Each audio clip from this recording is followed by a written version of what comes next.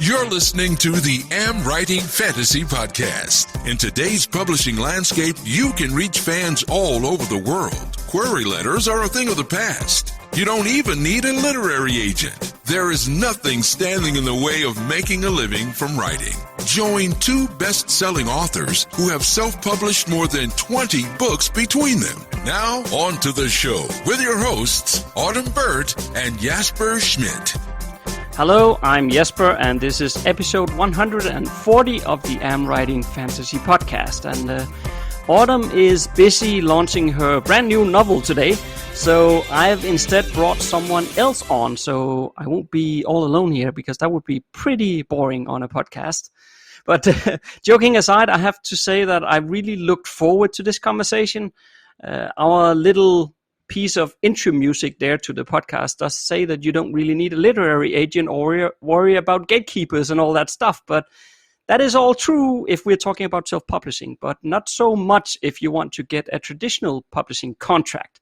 And Autumn and I have actually started talking a bit about maybe trying to become hybrid authors, meaning that we will have both self-published books and traditionally published titles. And I guess in some ways you could say that it's a bit for selfish reasons as well, that I'm now joined by the very knowledgeable Jane Friedman today. And welcome to the AmWritingFantasy podcast, Jane. And I hope you won't mind me picking your brain today. Not at all. It's a pleasure to be here. Thank you. Yeah, I have a sneaky suspicion that quite a few of our listeners will already know who you are, Jane. But I'll try to give a short introduction, Jane, and then you can see if I miss out something important here. So Jane has more than 20 years of experience in the publishing industry, and in 2019 she was awarded Publishing Commentator of the Year by Digital Book World. And Jane also has an incredibly popular, I guess I could say, newsletter for authors, which in 2020 was awarded Media Outlet of the Year. And she also runs the award-winning blog for writers over at janefriedman.com and has been featured by New York Times, Washington Post, Publishers Weeklies, and the list kind of just goes on and on. Did I miss anything, Jane? Those are the important ones, yeah. Yeah, and I think with those credentials, it's quite obvious why I wanted to have a chat with you about traditional publishing. But maybe before we get into all of that, maybe you could just sort of share a bit about yourself that maybe has less to do with the business side, but more like who you are a bit. Yeah, I started working in the business in the late 1990s, right out of college. So in some ways, my life has been spent on nothing but publishing in one form or another. I did go full-time freelance in 2014. So, I was traditionally employed at a book publishing company, at a media company, at a literary journal, at a university. And then finally, after, I guess it was 15 years of working for other people, I decided to just embark on my own. So I've been very happy working independently. It's a combination of doing the newsletter that you mentioned, which is for authors, online teaching, and then I also do some consulting. So aside from that, I do a lot of travel, but a lot of it's because I go to writing conferences.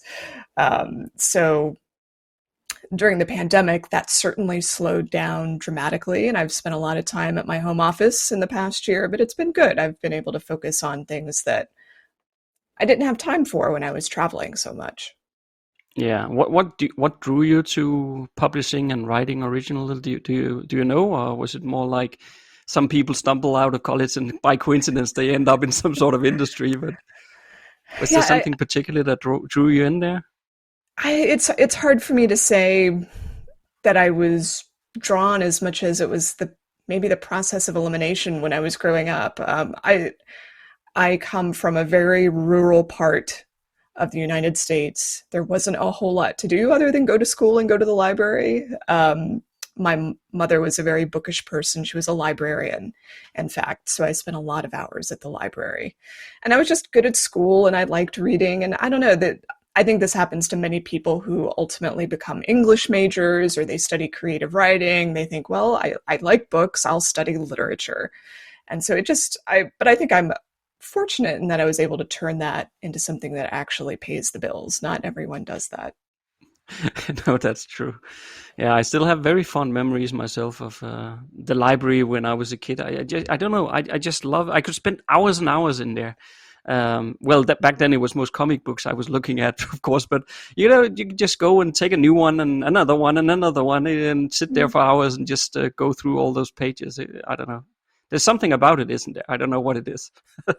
Yeah, I've always been drawn to bookstores and libraries from a young age. Although I will admit now in the digital landscape, I do a lot less of that. And I do have as much of a fascination with computers and with figuring things out from a digital media perspective. So I like bringing those two areas together. Right, yeah. Okay, well, in terms of talking about traditionally publishing contracts and how to get one, which is actually something that we are asked not all the time, but on a similar regular basis. Autumn and I, my co-host, are asked about how to do that, how to get those kind of contracts. And honestly, we're not the best one to advise on this, because while Autumn did have a contract like 10, 15 years ago, but we're not like the expert on this topic. And also, as I said a bit earlier, because we're actually considering trying maybe to see if we can find an agent for ourselves, maybe in a year's time or something, once we have a novel written for that particular purpose. I was thinking that maybe we could just try to structure our conversation in the same fashion, like sort of a bit step by step. Where do we start and what happens next and so on, the process, because then it might make a bit more sense for the listener. Sure. And obviously where we start is with the story itself, and do we need to sort of think about what kind of story or what kind of novel we write if we want to get it traditionally published? A little bit, but not too much. Okay. So, in other words, I think first and foremost, you need to write the story you feel called to write, or that you're interested in writing, or that you're passionate about. And that's sort of cliched advice you hear a lot. But it's true. It takes far too much work, especially in my mind, to go through the traditional publishing process to try and write something that you think is going to just fit the market. To me, that's actually what self-publishers do. They're always studying what's happening in the market and trying to jump on where the readers are going. That happens in traditional publishing too, but I think there's also a concern for what's this writer doing that only they can do.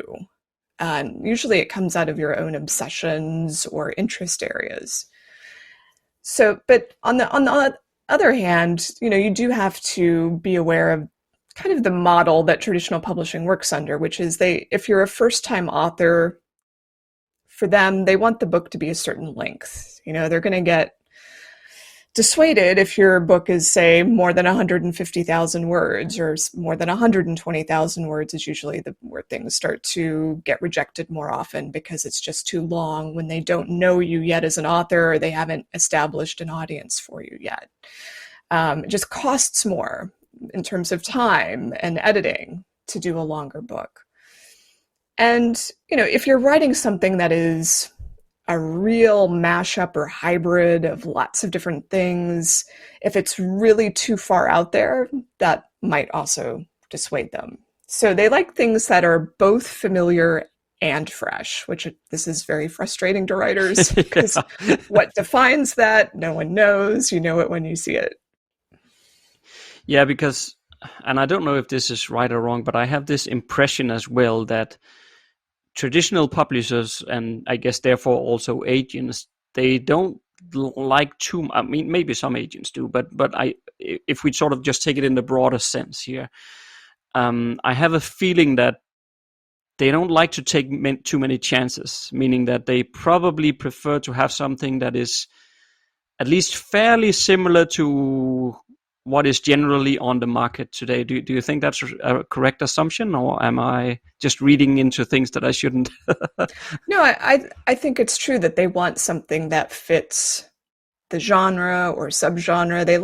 They don't like things that are hard to categorize or that don't have good comparable titles or authors. So you should be able to easily imagine your book or yourself sitting alongside other books and authors. You can say if readers like X, they will like Y. If a publisher can't do that because your work is too odd or it's just, it doesn't fit the model, yes, it's going to look risky. Yeah, so that also basically means I fully agree with what you said before about indie authors are probably doing far more market research than the traditional publishers are, but it doesn't mean though that you should be doing at least enough market research then to be able to understand what are those tropes and what do I need to deliver upon. Because if you're getting too creative and maybe thinking that let me write something they've never seen before because then I'm going to blow their mind, they will probably think, well, I can't sell this stuff. Yeah, exactly. Yeah. But what about standalone versus series then? If you're trying to get an agent, would it be best to just write a complete standalone thing, or do you give them like, here's just book one of a series and leave it open-ended, or doesn't it matter maybe?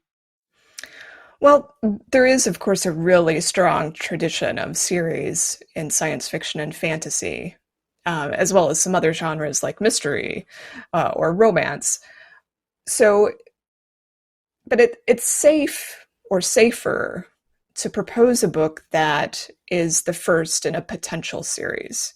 So it can stand alone, but if it does really well, you're ready and it would make sense to continue it. So I know it's like a little dance that everyone's doing. And the reason for this is publishers, they like to see how things perform before they fully commit. So it's not that they're going to abandon you after the first book. But if the sales just don't go in the right direction, especially like after book 2 or book 3, if the sales get softer and softer instead of stronger, you may find yourself getting dropped by the publisher. So in other words, what that would mean on a practical level is that you would never want to query a series saying, this is a 5-book series and you have to take all 5. Something that basically works you both you and the publisher into a corner. Yeah. But I'm also thinking, and I don't know how often that happens, but I'm just speculating a lot here, so you have to correct me every time I'm saying something incorrectly, but I'm assuming a lot of things, I guess.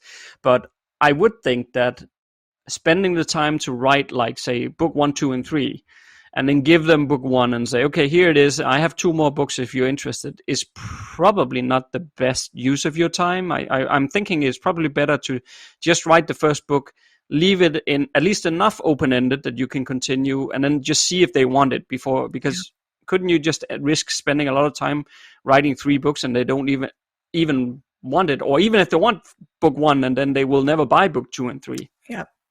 I would not write all 3, 4, 5, however many books there are. I would not write the whole series and then start querying. I would write the first book and then have a really nice outline of how the series might unfold. And that doesn't take much. Like, it takes maybe a paragraph per book to show what direction you're going to take it in. Yeah, okay. So basically like a bit of a plot overview or something, so that the agent can see what your thoughts are. Right. And you wouldn't even submit that first. You have to sell the first book before you can have that conversation, or at least interest them in the first book. Yeah. Okay, well, let's assume that we have a story written now, and at least we think that it is abiding to tropes, and we believe that we have at least written something that is fairly common, and of course it has a good cover, and it has a good genre tropey title, and all that stuff. And we then need to find an agent. And I think the general advice is that if you should not try to approach any of the big publishing houses without an agent. Is that right? That's correct. They're closed to authors. So your only way through the door is through an agent, unless you happen to know someone on the inside or you have a really good, famous, best-selling author friend who's going to make an introduction for you. Even if that were the case, though, you'd probably want an agent to help you negotiate the contract, which I know we'll talk about. So yeah, I'd say when you're starting to query, agents are step one. And if the agent search doesn't go as intended, you can then start looking at publishers that are smaller, independent, that don't require you to have an agent. They'll take your submission directly. Yeah, and I want to come back to that one about the smaller publishers, but I guess first, I mean, how do you find an agent? That's like the $1 million question that everybody asks, Yes. probably. Yes. So it's actually not rocket science. There are a few recognized up-to-date databases that you can use, and you just filter down to the agents who would be interested in your work. You can do this at sites like querytracker.net, duotrope.com. There's also Publishers Marketplace, where you can look up deals that agents have made, and you can filter the deals by genre. You can also do keyword searches in those deals. So if if you have some sort of a space opera, let's say, you could actually search the deals for space opera and look for agents who seem to like those sorts of books. So if you use any one of those, or it's best if you use a combination, it helps to consult different sources. You can then, once you've got a working list, and it might be, for genre fiction generally, you can almost find 100 agents just right off the bat without even working that hard. So then once you've got your list of 100 or however many, you would want to go to that agency website, make sure that they're still open for submissions. Sometimes they'll close. Check out their guidelines, make sure it's a good fit, look at their client list. Do you think that this person is going to actually like what you send them? And then you send off your query. And can you sort of just assume that the people or the agents that are on lists like that are good agents, or do you need to like vet the list yourself as well to check, like, do they actually know what they're doing, so to speak? Yes. So the three sites that I mentioned are, I think, quite reliable. It would be hard to find an unreputable agent through one of those three sources. I'm not saying it can't happen, but the likelihood is greatly diminished. I think where you get into real trouble with bad agents is if you start Googling around very broadly. Like if you go to Google and just type in literary agent, that is a terrible, terrible idea. You'll get all sorts of scammers and people who have a financial interest in luring you in and charging you money and who knows what. Now, there are definitely good agents and better agents. There are some who are more well-known and less well-known. Those who are still establishing their career and those who have been around for decades. And that's where you get into really subjective concerns. Like, some people, they want to get the biggest possible agent, or they want an attack dog agent, or they're like, actually, I would like an agent who's still building their list, and maybe they'll pay more attention to me if I'm one of their early clients. And these are all legitimate reasons to choose one agent over another. In the United States, there's an organization called the AALA, which if you're a member of, you have to abide by a certain code of ethics. And it's also a place to go with complaints. So if you do have a bad experience, you can go to the AALA and say, one of your members has treated me poorly, or you tell them what happened and they can help address it. Not all agents are going to belong to that, but a good number of them do. And there's a similar organization in the UK, and I have to imagine probably in Europe too. Yeah, because it's difficult, right? And sometimes you see on the internet these really bad examples where, almost like bordering on fraud, almost, right? Like because the terrible thing is that the authors in this case they're sort of chasing a dream. And if somebody then says, okay, I'll take you on board, I guess a lot of people won't have their critical senses on guard there, and then they jump in and regret it later. So that's not good. Yes, you're absolutely right. A lot of people are preying on people's dreams, hopes, and aspirations. One of the first signs you may be dealing with a bad actor is that they praise you to the skies, and then ask for your money. Right. So that's a sequence of events that should raise a red flag for you. People, writers especially, just get really taken in when someone says, "Oh, you're brilliant, you're a genius," and it's what you've been hoping for all this time, for someone to select you and validate the hard work. But the truth is that agents and publishers both tend to leave you feeling a little cold. They're not the most complimentary people in the world. They tend to be very pragmatic, critical. Well, you need to change this and this, and then maybe we'll sell it. They just don't. They don't want to build up your hopes. In fact, they'll be very realistic. Yeah, and I guess as well,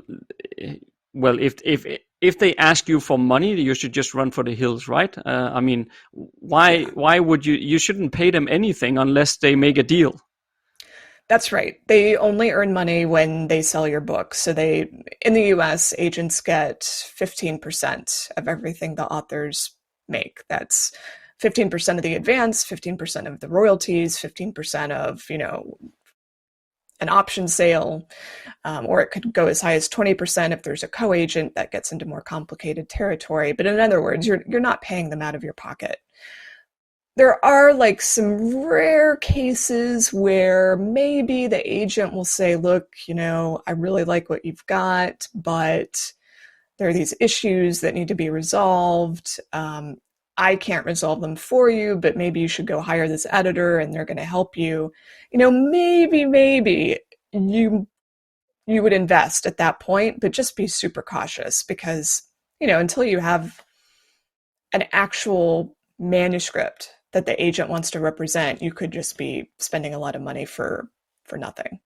You have to agree with what they're saying, I guess, is what the point I'd like to make. You have to see that they're right. Yeah, quite recently here, I heard another example of an agent, which again, of course, was fraud. But the agent was saying, "Well, this is a really good manuscript, but there is a lot of issues in it. And then lo and behold, I can fix them for you. You just need to pay me X amount of," I can't remember how much it was, but something. "And then I'll get my editor, which I have in-house, and they will fix it for you." And yeah, well, that sounds nice, but again, don't pay them money.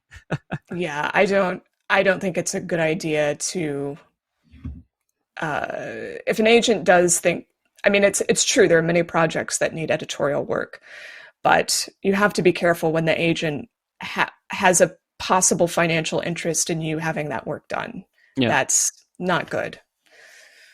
But if you're then going off of these lists as you mentioned, and maybe, by the way, maybe you can email me those lists that you mentioned earlier, mm-hmm. Then I can put it in the show notes for people. Sure. But if we're going off that list, and let's say we're then sending out query letters, which I'll come back to in a moment because I want to ask about that as well. But let's say we're sending out hundreds of query letters maybe, and then let's say some of them are a bit positive and they come back and say okay, this looks interested. But then I have heard examples of agents then saying they want to change something, or this character doesn't work, or this part of the plot doesn't work, or whatever. But wouldn't you sort of be chasing your own tail if you keep correcting things every time one of those agents comes back and says something? It's possible. So what you've described is called a revise and resubmit request. So this is where an agent has a phone call or sends you an editorial letter saying, "Look, I'd like to represent this, but you need to change these things." And they'll go into sufficient detail that you get it, what they're trying to get you to do. And then you go off and do it. But you have, kind of going back to my earlier point, you have to agree with the work. It should excite you. You should feel wow, yeah, this is going to make such a better book, or yeah, I can see why they're making those suggestions and I can do it. I'm willing to compromise in that way. Usually what I tell people is it's a revise and resubmit request is great. Just neutrally speaking, it means they really see something in the project or in you, and they would like to see it come to fruition. They don't issue those to just anyone. And they're probably testing to see if you have the ability to edit yourself, because that's really required when you begin working with a publisher. The editor you work with is going to expect you to take revision suggestions. So this is like the first hurdle that you have to get over. But in any event, if you query several dozen agents and you see a pattern in the response, like they're all wanting you to do X, then okay, I'm getting a really strong message here that X is an issue that has to be resolved. But if you get a bunch of feedback and it's all over the map, some people are like, well, you need to change the characters, and others, oh, you have to change the plot, or no, you can't have this setting, or your dialogue sucks. Like if there's no pattern, that's when I would really be reluctant to make changes. Yeah, no, that makes sense. But what about those famous query letters then? What should you focus on there? It's almost all about the story premise. So the query we're talking about a very short pitch, usually not more than 300 words, maybe 400 for some types of fantasy where you might have to do some setup or world building to make sure that the whole thing makes sense. But very short, and we're talking about character, problem, setting. Those are the key elements. The rest of the query outside of that is really just housekeeping. So by housekeeping, I mean there's, maybe 100 words of a bio. There might be an element of personalization there where you talk about, I'm approaching you because I see you represent blah, blah, blah, which is similar to my book. And you'll, of course, have the title and the word count, and you'll comment on the comparable titles, what you think is going to be similar. But like I said, the bulk of the query, though, the decision is made on the story. Does the agent or editor think this story has legs in the market? Does it intrigue them? Does it make them excited? And does it make them want to read or request the manuscript? Now, there's a difference between sending a query by itself and sending a query with sample chapters. So if an agent, or a publisher for that matter, is asking for a query plus the manuscript, they probably know from experience that a lot of writers are crap at writing their queries. So, if they see the query and they're like, oh, this is a mess, they'll just flip to your first pages and see if there's something there. Yeah. So in those cases, I think the query holds less weight, and the agent's probably more interested in just reading the opening and seeing if you can write. So there's some reassurance there, I hope, and that you're going to be judged on the writing rather than your ability to pitch. But for those people that you're just sending the query, those might be agents who are more concerned with things like, do you have a high concept? Can you write just a really snappy pitch where the character or the voice really comes through? Does the book kind of sell itself when you know the general outline of the story? So it does it puts more pressure on the writer to have something that just feels exciting, whether that's the character or the premise or, something about it, that jumps out. Yeah, and it's just so much easier said than done to write an interesting summary, I guess, of the story. Yeah. Because as well, once you are, well, it's not even a blurb level, right? But it's more like just a summary of what's happening. It can be very difficult to actually make that sound interesting, other than it's just like, well, then there is this story about this guy who does blah blah. I mean, it very easily becomes this sort of boring, bland synopsis. Right. So that's precisely what you want to avoid. Yeah. Is something that's really like kind of plot oriented and mechanical, because that will be a turnoff.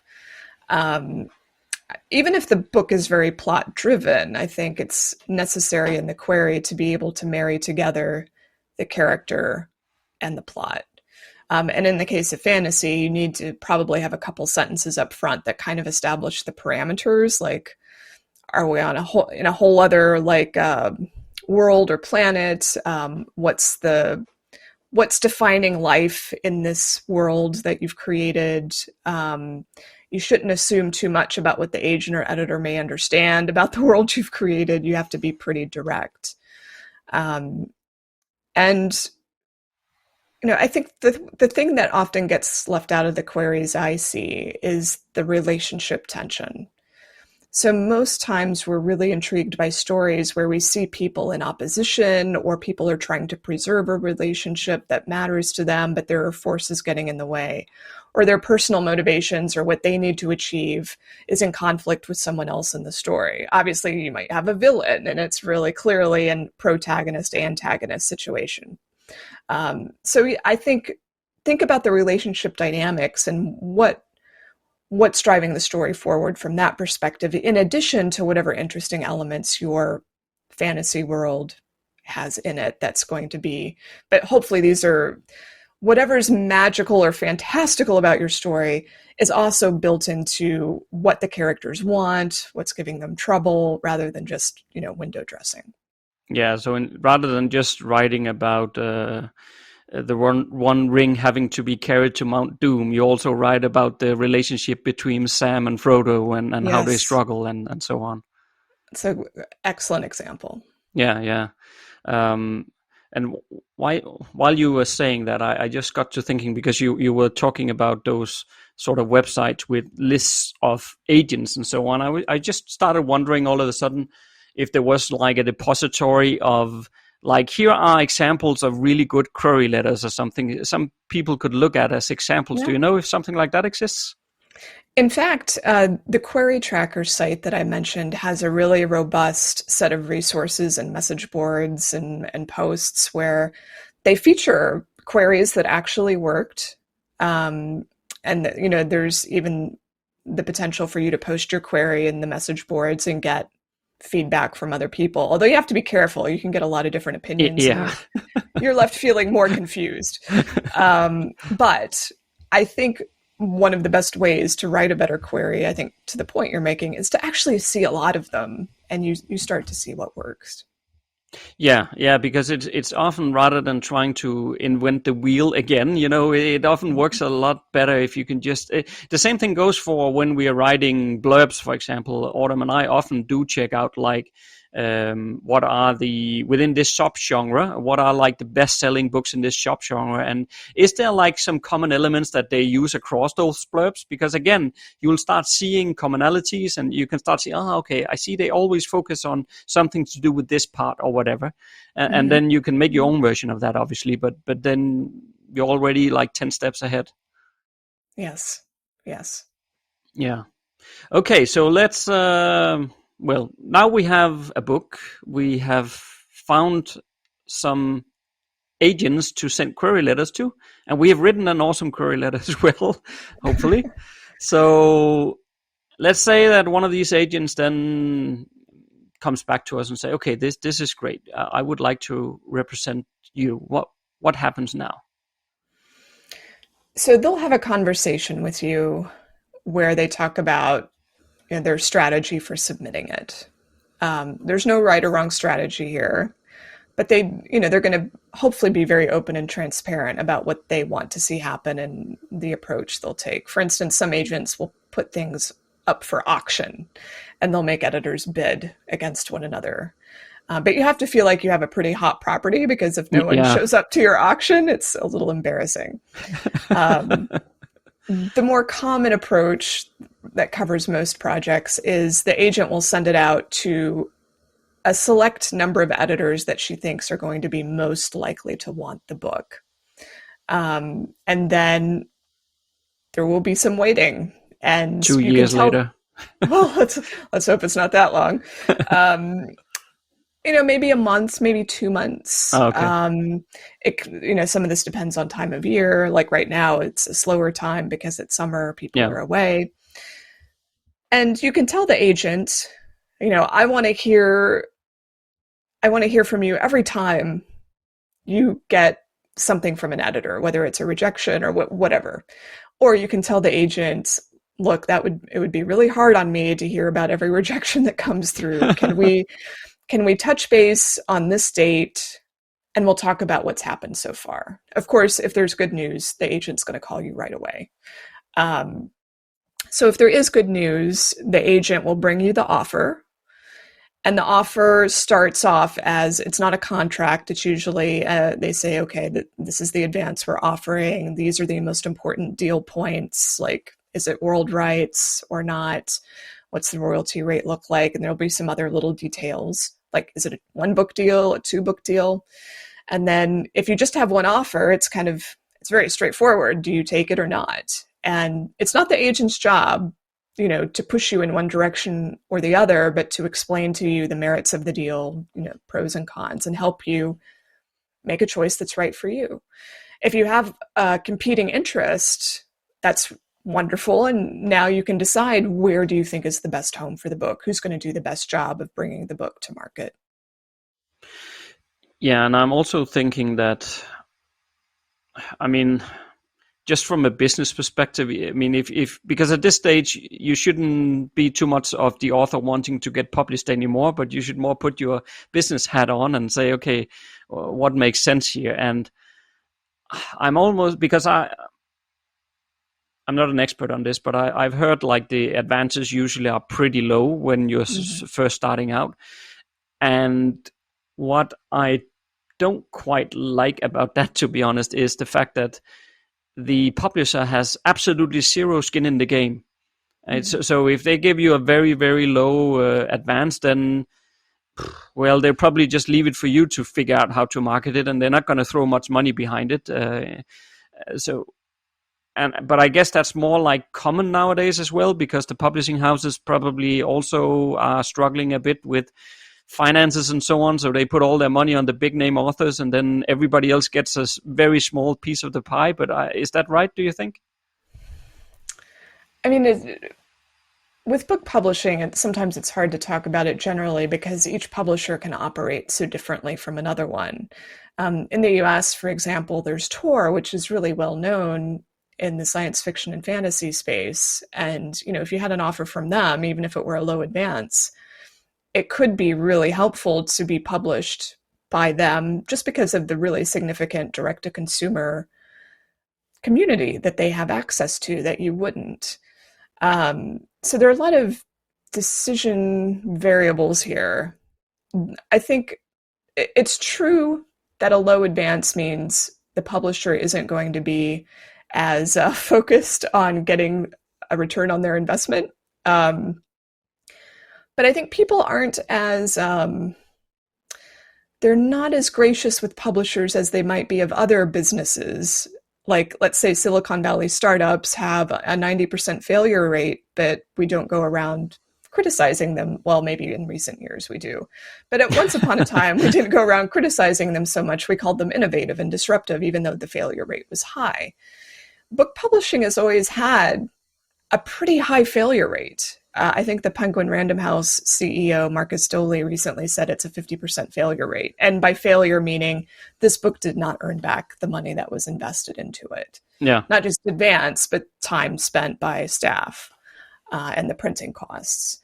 But he doesn't see that as a failure of publishing. He just sees it as, this is a very risky business that we engage in. Every book is a startup in his mind, and I think it's true. And it's like creating a new marketing plan from scratch every single time, unless, you have imprints that are devoted to a single genre, which is why I mentioned Tor, because I think those sorts of publishers do have an advantage in that they're going after a similar group of readers with a lot of the things that they're publishing. When you get to big 5 publishing, where it's really random, like it's all sorts of books that are coming out, I think that's when it gets very, very, very difficult. Yeah, and I want to return to something you said earlier about the publishing houses there, because if we're looking at the big 5, so we have Hachette, HarperCollins, Macmillan, Penguin Random House, and Simon & Schuster. Right? That's probably the 5 very big ones. But so if we have an agent, and well, they've probably gone to these big 5 and nothing happens. Earlier on, you mentioned about maybe looking at the sort of next tier down kind of publishing houses. So what is like the general view on doing something like that and having your agent going to those, or do the agent just do that automatically? Just go to everybody automatically, or how do you approach that? It's going to vary by agent, but most agents are going to go to mid-size houses and the really, let's say, prestigious or established smaller presses. So, for example, in the US, there's Grey Wolf and Grove Atlantic, which are both independent publishers on the literary end of things. They're considered small by Big Five standards, but they punch way above their weight. You know, they win the book prizes and get on the bestseller lists. And they tend to invest in their authors over many, many, many years. So even if your first book doesn't do well, even if your first 5 books don't do well, they're probably going to stand by you because they believe in what you're doing as an artist, because they believe in literature with a capital L. So I think that's the advantage you get when you start working outside of the Big Five model. You get people who are in it for lots of different reasons. Some are in it just for the commercial money bit of it, and there has to be some focus on that or else the publisher won't stay in business. But many publishers, the smaller they get, the more mission-oriented they are. They're in the business to bring attention and light to certain types of literature or stories. So it can be very satisfying. You can have a closer relationship with your editor, and they can be more agile, more experimental, more open to collaboration, easier to reach and communicate with than your Big Five publisher. And you would also need to have to trust the agent that he doesn't go out and query some sort of very small press somewhere that actually has no muscles to use or whatever in the market, right? I mean, I guess the agent needs to, he should know that kind of thing, right? They ought to, yes. I have seen some shocking sales from agents to really small presses, or what I would even consider hybrid publishers, where there might be no advance, or even the author is asked to pay some money. No. Yeah, and I think you did not need an agent for that deal. No. That was a total waste of everyone's time. So, you know, if you have a decent agent, at some point they're going to say, look, I've gone to everyone that I think you should publish with. There might be some other publishers out there. They could be smaller, maybe, you know, places that offer very small advances. It's not worth my time to go to these places, but if you want to, be my guest. So you might reach that point. Yeah, and at that point, I guess, then you self-publish that novel and you write a new one, and then you give that one to the agent and say, okay, try this one instead, I guess. Yes. Yeah. Yes, agents, a good one, should have a conversation with you about, okay, what's next? What do you do? What's your next book? Do you have anything else in the drawer? What do we think the next move is? Yeah, indeed. Okay, but let's assume that everything goes well, of course, because we want the success stories here. And you then get that offer, and you mentioned it a bit earlier on as well, Jane, about the contract itself. And obviously, the agent should be able to some extent advise you on the contract. But at the same time, I've heard some really like awful examples of what might be in those contracts. So, I guess what I'm getting at is I'm not 100% convinced that you can just trust that the agent will understand everything and tell you everything. You probably need to, read everything, also the small letters yourself. And if you don't understand them, maybe even get a lawyer to look at it or something. But what's your view on that? I mean, usually you can trust the agent to take care of the contract in its entirety and explain to you what every clause means and what you're getting into and where you might be making compromises or things where you're agreeing to something that's less than ideal. Usually some of the most important parts of the contract to negotiate are what would be an unacceptable manuscript scenario. So like where there's a difference of opinion between you and the publisher about what changes to make, what's acceptable, what happens in those instances. So that should be carefully negotiated. As you know, most agents are going to try to ensure that you don't have to give back the advance if there's some disagreement that would lead to no publication of the book. You don't want to be in that vulnerable position of having to give back money you've already spent. And there are lots of ramifications of negotiating that well, and most agents are very focused on getting that part right. The other big issue has to do with reversion of rights. So, and again, often if things haven't gone well with the publisher, you want to be able to sever that as cleanly and as quickly as possible. So the reversion of rights clause governs how that happens, when it can happen, how long it takes, etc. Those are areas that every agent knows about. You wouldn't have to, I think, be concerned about what they're doing on that front. But of course, there are lots of things like, what are the royalty escalators? Like, how does your royalty increase as sales increase? What are the different percentages for all sorts of sales? What are the rights, sub-rights situations there? Is your agent going to be handling any of those sales?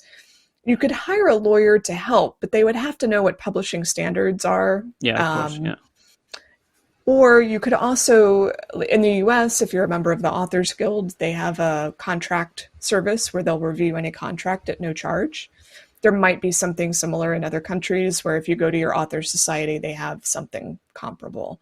Right. So it doesn't hurt to get another set of eyes, but your agent, that's your agent's job. Like, that's job number one, is to get the deal right. I understand. Yeah. And maybe I'm just too skeptical, but because I'm also just thinking that the agent he or she is sort of playing on two horses at the same time here. I mean, on one hand, they of course want to have a good relationship with the author because the author is the client. But at the same time, they also want to close that deal with the publishing house because that's the only way they're going to earn some money on the hours they spend already. So I'm just a bit skeptical that you can 100% just trust their word all the time. And maybe they sort of smooth out small things here and there and say, yeah, it's not a big deal. You can accept this, and because then we can close the deal. Kind of. I don't know. Maybe I'm too skeptical. I think where those sorts of issues come more into play is when the book's already under contract. And, when there are differences of opinion or there's some tension between you and the publisher, I think there the agent is, I find them, they're going to try and smooth it over as best they can because they don't want to lose the relationship with the editor or with the publisher because they have more books to sell, presumably, to those people, and they don't want to burn a bridge. So I think agents still do work.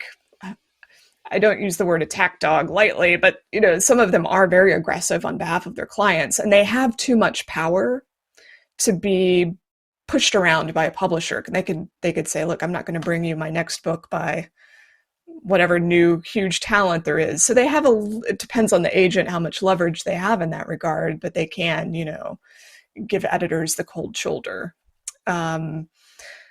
With the contract, something that might offer reassurance is that usually agents deal with publishers multiple times over the years, and they end up having a negotiated boilerplate for their agency. So you're not starting from scratch each time. You get the benefit of every other contract that agent has negotiated with that publisher. So, right. And then they'd make some changes that are unique for you and your project. Right. So, anything that, that would be of concern to you is going to be of concern to their other clients. So that's why I'm less worried about the issue. No, okay. No, that's good that you clarified that because it's probably just me being too skeptical, but I'm also not used to that kind of that part of the publishing world as you are. So that was good to could clarify that. But look, Jane, we've already sort of been from the beginning to the end of the process, and we could probably keep on for an hour more if we needed to Yes. here. But I mean, you share so much very good and insightful information. So I was just wondering if people want to learn more about you and your advice, and where do you want them to go? My website is the best place. That's janefriedman.com. You can find out all the courses I offer, the books, the newsletters. It's all mentioned there. Excellent. And thank you so much for your time, Jane. It was a pleasure talking to you today. Thank you so much. I really enjoyed it. All right, so next Monday, Autumn will be back. We haven't quite decided what we're going to talk about yet, but I think it's going to be one of our funny top 10 lists. If you like what you just heard, there's a few things you can do to support the AmWriting Fantasy Podcast. Please tell a fellow author about the show and visit us at Apple Podcast and leave a rating and review. You can also join Autumn and Jasper on patreon.com/AmWritingFantasy. For as little as $1 a month, you'll get awesome rewards and keep the AmWriting Fantasy Podcast going. Stay safe out there and see you next Monday.